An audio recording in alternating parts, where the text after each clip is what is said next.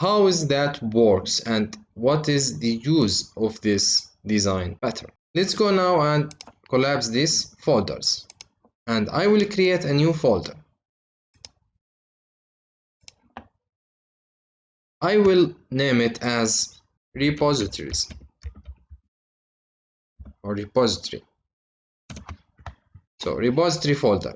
Inside the repository folder, I will create a contracts for each model. Like for the students, there will be a separate contract. So I will create here an interface, first of all, for the students. With interface, call it I student and click add. And inside the interface, I have to decide the functions which will be inside the iStudent interface, like all functions related to the students. For example, public void or public list of student,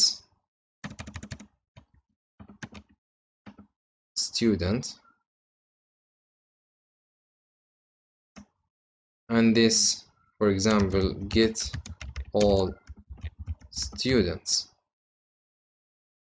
That's it. And for this we need to add the assembly and semicolon. And it's better to rename this as iStudent repository. And same, I will rename it here.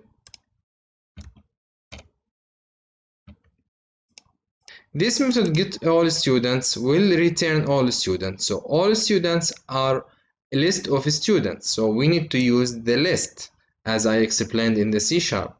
And the list, not integer here, type integer I can say, type string, but here I can say also list of students.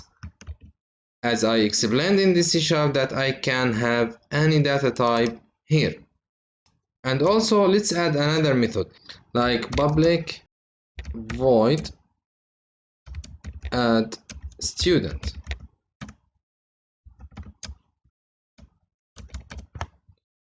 So in this method I need to return nothing because I just want to add students, and I can't have implementation here because we are in the interface.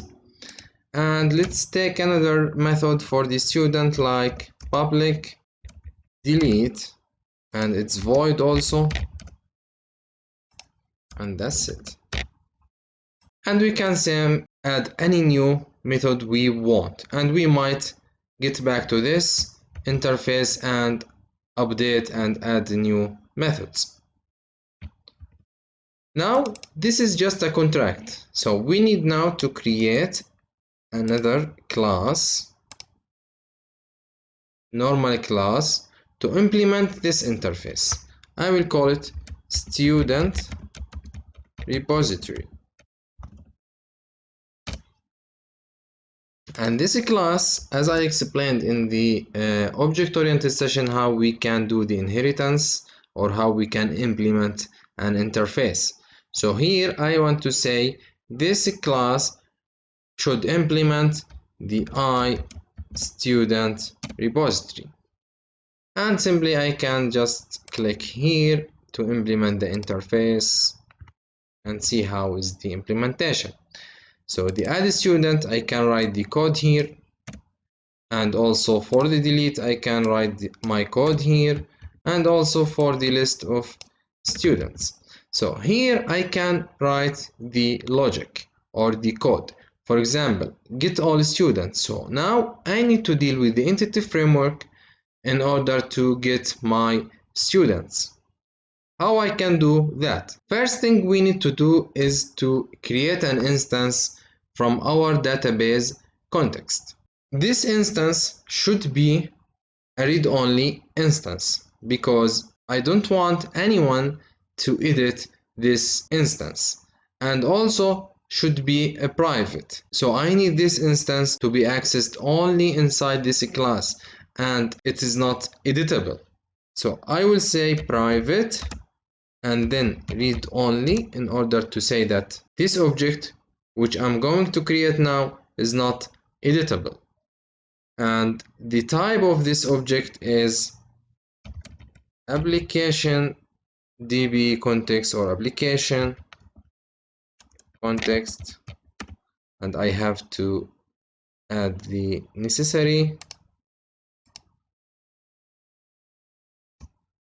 and then I can just give it a name, like because it is a global variable, so I can start with underscore application context. It is equal to a new application context, but we need to send the database options, that db context options. So we can say here new database context options, db context options.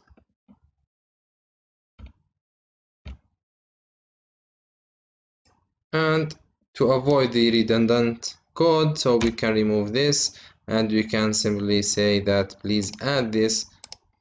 And in order to make this readable, so we can just simply click enter here and this will be readable. So by this way we created an instance of the application context. And since we have added this application context in our startup here, in our startup as a service database context, so this is part of something called dependency injection. But simply I can create now a constructor for this class, like public student repository, and simply like this, and I need to pass my database context like this, application context, like let's call it my application context. And inside the constructor I can say that I need to set this global variable to be like this one. And by this way, once a new instance of this class has been created, the constructor will set the global variable to be as my application context here. And this will be passed by default using the dependency injection. Now we have our database context object. Now let's go to our first method. I will take this to the top here. And inside this method, what I can do, I can say like I need list of students,